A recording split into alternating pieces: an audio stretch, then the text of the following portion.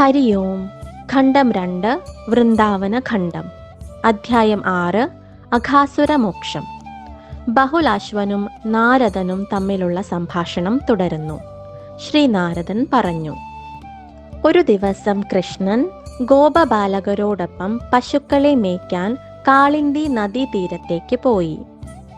ആ സമയത്ത് അഘാസുരൻ എന്ന അസുരൻ ഒരു കോശം അഥവാ 6 മൈൽ നീളമുള്ള പെരുമ്പാമ്പിന്റെ ശരീരവുമായി വായ തുറന്ന് അവിടെ കിടക്കുന്നുണ്ടായിരുന്നു.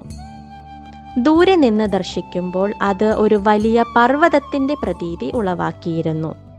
അതൊരു ഗുഹയാണെന്ന് ധരിച്ച് ഗോപബാലന്മാരും പശുക്കളും അതിനുള്ളിലേക്ക് കടന്നു.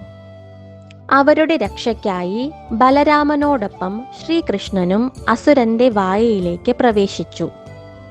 സർപ്പരൂപധാരിയായ ആ അസുരൻ എല്ലാവരെയും വിഴുങ്ങിയപ്പോൾ ദൈത്യന്മാർ സന്തോഷിച്ചു. എന്നാൽ ദേവകൾ പരിഭ്രാന്തരായി. അപ്പോൾ ഭഗവാൻ ശ്രീകൃഷ്ണൻ തന്റെ സച്ചിദാനന്ദ സ്വരൂപം വലുതാക്കാൻ തുടങ്ങി. അതോടെ ആ അസുരന്റെ മസ്തകം പിളർന്ന് ആത്മാവ് പുറത്തേക്ക് വന്ന ശേഷം ശ്രീകൃഷ്ണനിൽ അലിഞ്ഞു ചേർന്നു.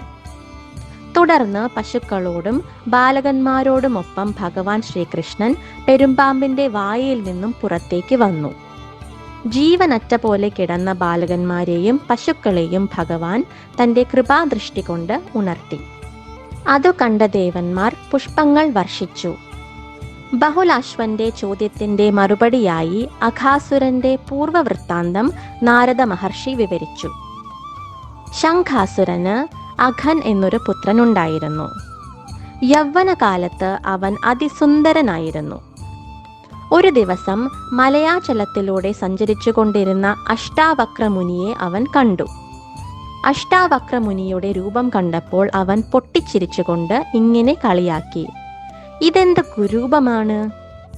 ഇതിൽ കോപിഷ്ഠനായ ആ മഹർഷി ഇപ്രകാരം ശപിച്ചു: ദുർമതേ, ഭൂമിയിൽ സർപ്പങ്ങളുടെ ജാതി കുരൂപമായതിനാൽ നീ സർപ്പമായി തീരും.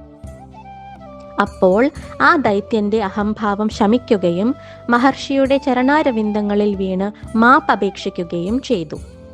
അതിൽ പ്രസന്നനായ മഹർഷി ഇങ്ങനെ അനുഗ്രഹിച്ചു: സാക്ഷാൽ ശ്രീകൃഷ്ണ ഭഗവാൻ നിന്റെ ഉള്ളിലേക്ക് പ്രവേശിക്കുമ്പോൾ നിനക്ക് സർപ്പരൂപത്തിൽ നിന്നും മുക്തി ലഭിക്കും. അങ്ങനെ അഷ്ടാവക്ര ശാപത്താൽ സർപ്പാകൃതി പൂണ്ട അഘാസുരൻ പരമപദം പ്രാപിച്ചു. ഇവിടെ 2ാം ഖണ്ഡത്തിലെ 6ാം അധ്യായം സമാപിക്കുന്നു.